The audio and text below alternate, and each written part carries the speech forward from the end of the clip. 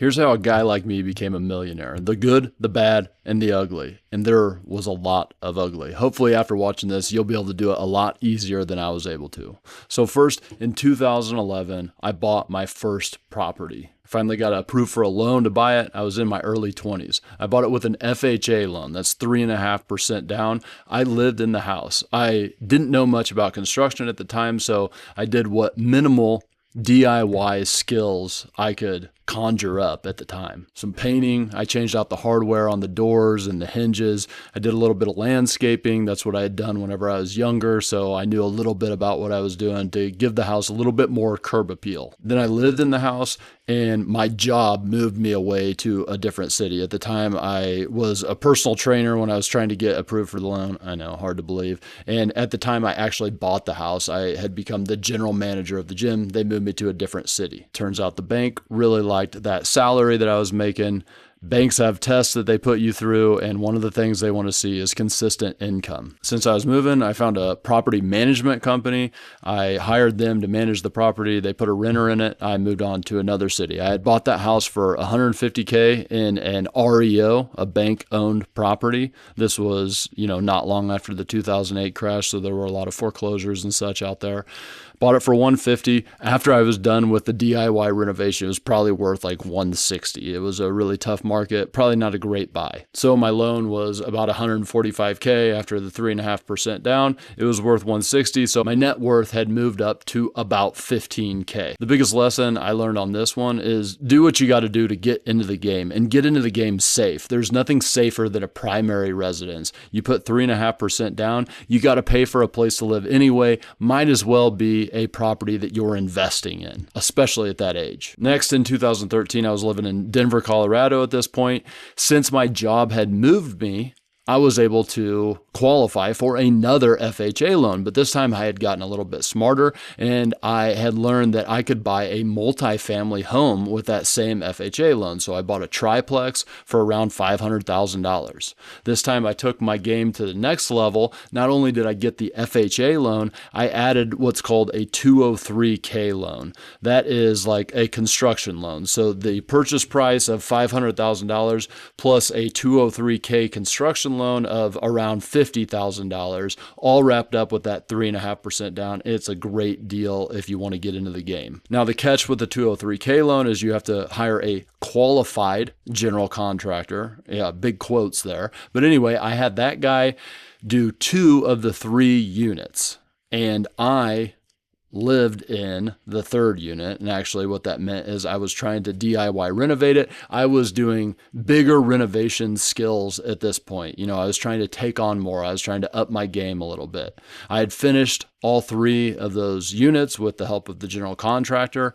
And then I actually decided I was going to rent all 3 out, and I went and found a way to purchase my next one. All right. So I bought that triplex for around $500K, $50,000 for the 203K loan. But after this, and it got rented out, it was worth around $600,000. So my loan was $525, worth around $600. So now my net worth on that property was $75K plus the $15 from the original property. So now we're around $90,000. Biggest lesson from this one: house hacking.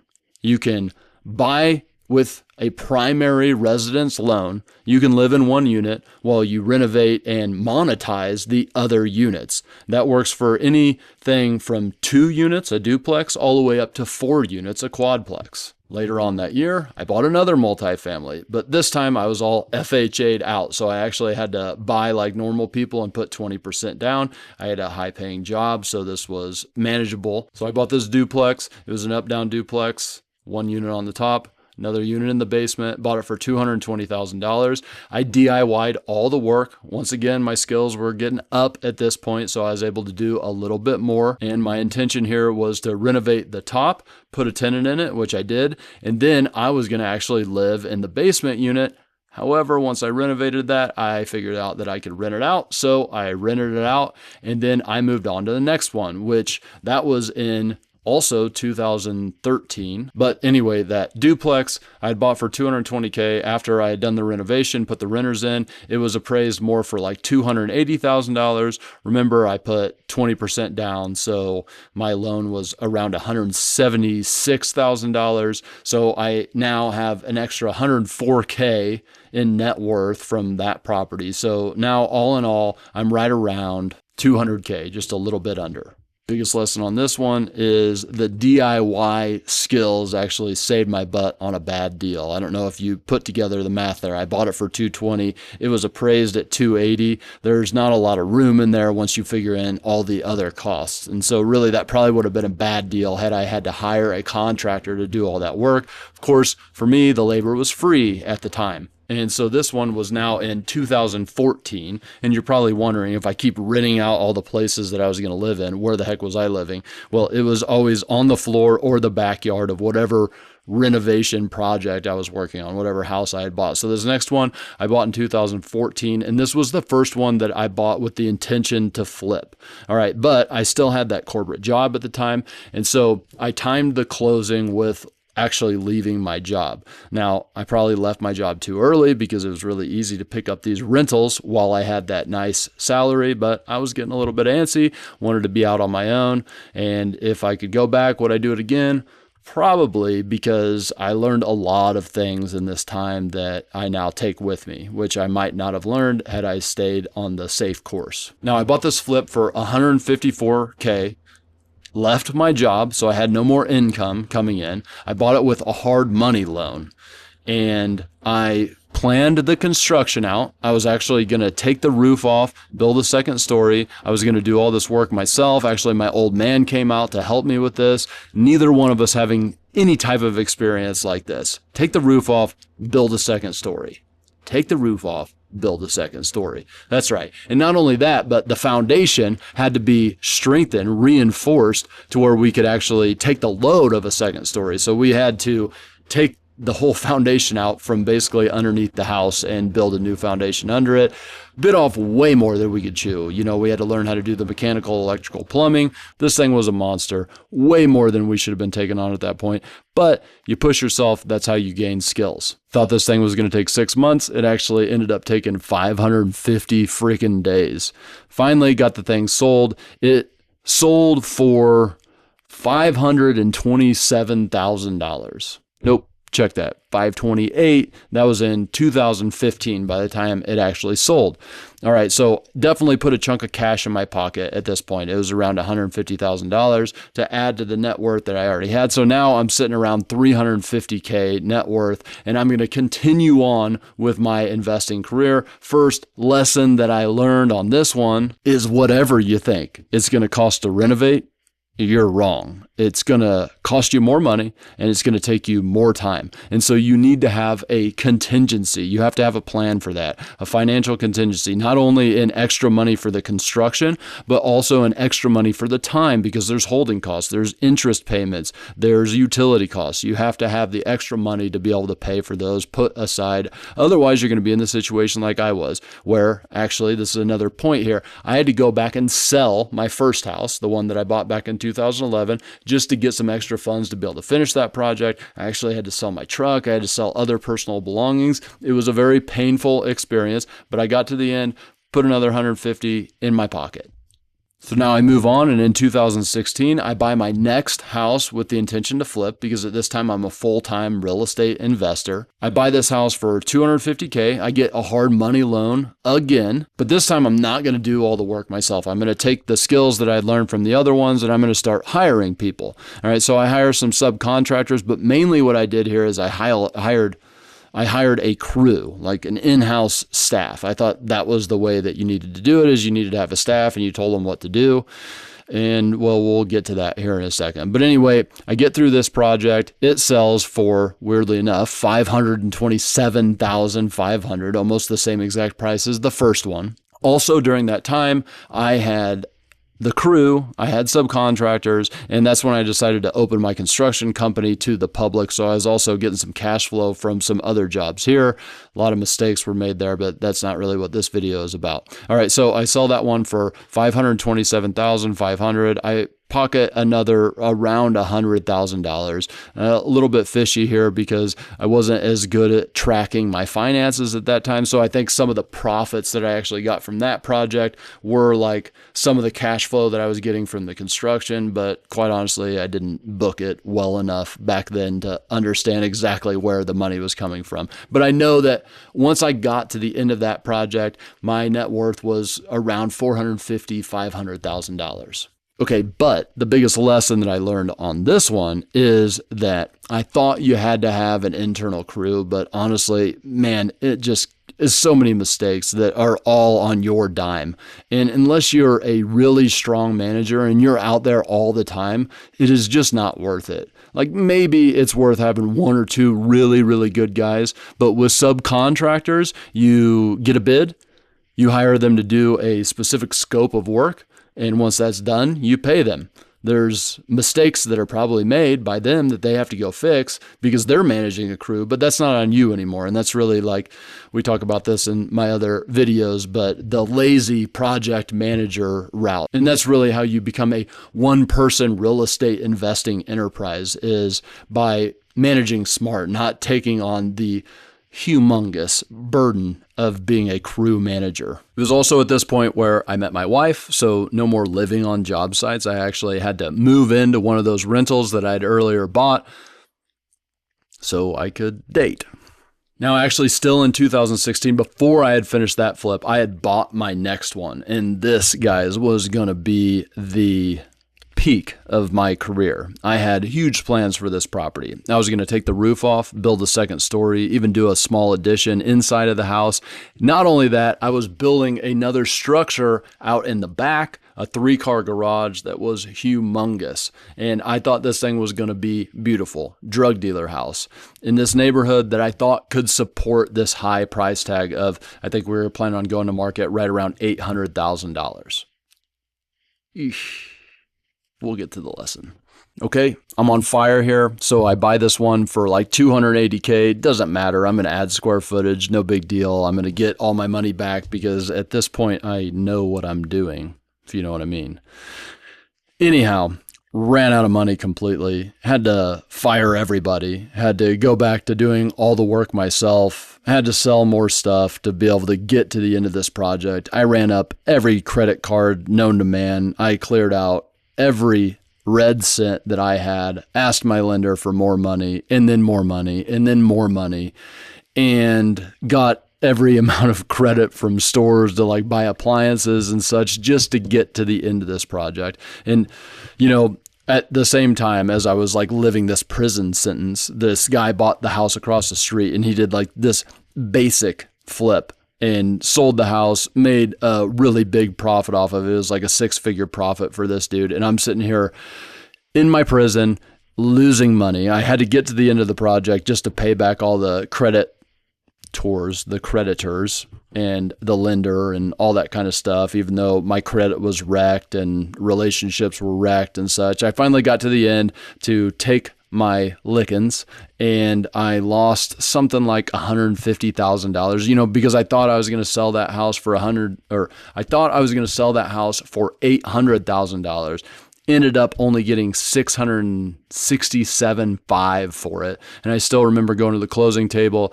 I was like proud I finally got the thing finished. And this dude that bought it from me gave me like this dead fish handshake, wouldn't even look me in the eyes because he knew he got me, you know, like he talked it down at the end and he knew my back was against the wall and I owed all these people money. And so I just had to take it. And it was the worst experience of my life. I almost quit real estate at that point. Lesson here, I mean, there are so many lessons that I learned on this one, but the biggest one is don't over renovate. A neighborhood can only support so much. Other houses in that neighborhood weren't selling for $800,000. They didn't have the roof torn off and a second story and a 3-car garage. What was I doing? That house didn't belong there. And so it can't sell for $800,000. It can only sell for the max amount in that neighborhood. So only renovate to the neighborhood. Don't over renovate. We're not HGTV. I decided that I was going to go all cash at that point. No more paying like that because I was up all night, every night, thinking about all this. And so just after I sell that thing for $667,000, now my net worth is down quite a bit. But remember, I still own those two rentals. I had to sell one, and I still have the triplex and the duplex.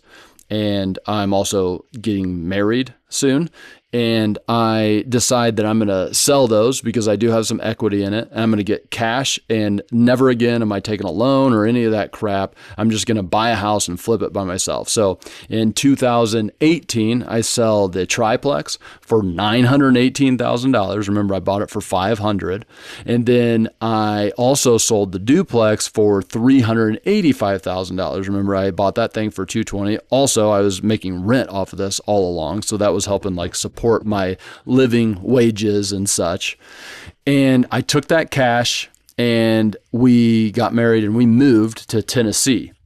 We bought a house. This is in 2018 as well. We bought a house for around $100,000. I did all the work myself. We ended up doing a full gut and an addition, $100,000. It ended up being a house that was worth around $300,000. Lesson on this one is, don't try to fully gut a house, live in a travel trailer in the front yard with your new wife who's also now pregnant. No bueno. Okay, but at this point, things are looking pretty good for me. It's 2019 at this point. I have some cash, and I'm in a new market where houses are amazingly cheap. I remember going to buy a truck, and I was going to buy the truck for cash, and then I realized I could literally buy a house for the same amount as this truck. Well, screw that. I'm going to go buy a house. So I went and bought a house and another house. And, it was the right market at the right time. I didn't realize that I was buying in a boomtown. I knew that the place that we were at was good, but I didn't know it was the best place I could have possibly bought, I think. And not only that, but it was in an economy that was hotter than I've ever seen. And so these houses that I bought, it was 2 or 3 of them that I bought, and they doubled, some even tripled in value. And this was huge for me. The renovations I did with some subcontractors that I had met out here, did them for super cheap, got great deals on the front end. And the biggest lesson I learned here is that back in my earlier days, I was buying these houses off the market, off of Zillow or the MLS, whatever you want to call it. Whereas here, I started buying from wholesalers, off-market houses that were pretty beaten up. But that's where you get great deals. That's how you really double, triple houses' value. It's a lot more work. It's some headache, but you're in the equity from the start, and you get massive equity shifts. And then next came around this deal, because at this time I'm buying through wholesalers or even doing some direct marketing myself. And I run into this deal from a couple, and it's 10 houses. They're willing to do some creative financing with me. They sold them to me subject to the mortgages. So the mortgage stays in place. I still had to put a down payment in. And at that point, I didn't have enough cash because I had it in these other deals. So I partnered with somebody who did have the cash, and we took down these 10 properties. They also doubled in value. And the lesson here is that whatever it takes to acquire more real estate, you got to do some creative financing. You got to partner up with people, whatever it takes, get more property. Now, at that point, I had really gone through the pains. And so at some point during that, I had set up more partnerships. I was buying a lot more property. And at this point, I also figured out how to refinance the properties. Even with bad credit, I was able to get DSCR loans that were based on the value of the property and not the value of the lendee, which was not very good at the time. And I was really able to ramp up. So at some point there, I crossed the millionaire line. I'm not really sure. Don't track that stuff very closely. But anyway, you might be sitting here thinking, oh gosh, it took 7 years to get to millionaire. I don't have that kind of patience. Well, the thing is, soon after I doubled that and 5x that over the next couple years. And so it's they say your first million is the toughest. And it's because that's where you do all of the learning. You see, once you become a millionaire, it's not having the $1 million. It's not that it takes money to make money type of thing. It's that you went through all the painful lessons and now you have true skills, and nobody ever takes that away from you. If you lose the $1 million, you just gain it back because you know exactly what you're doing.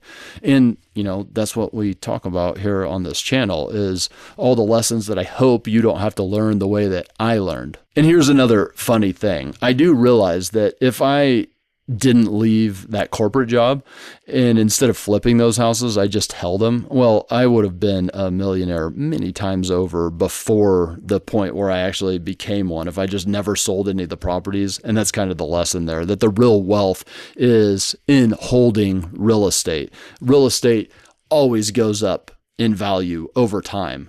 And so flipping does accelerate the growth. And, even now I do a little bit of holding and a little bit of flipping depending on the cash flow needs. But here's the main point that you guys need to understand. Look at me.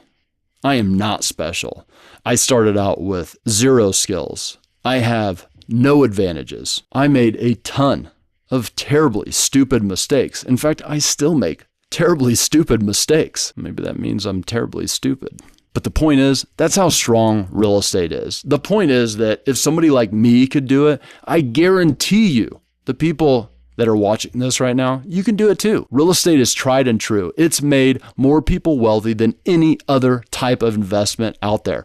The key is you have to have some perseverance and some guts. You need to go out there and get in the game. And guys, I would love it if you didn't make all the dumb mistakes that I made. That's why I made this channel, because I go through some of the dumbest things I did to help you avoid them. And I actually made a video on I forget what I called it, but like the 7 dumbest things I've ever done, or the 7 biggest issues that I've ever had on properties. Literally the 7 biggest mistakes I've made so you can avoid them.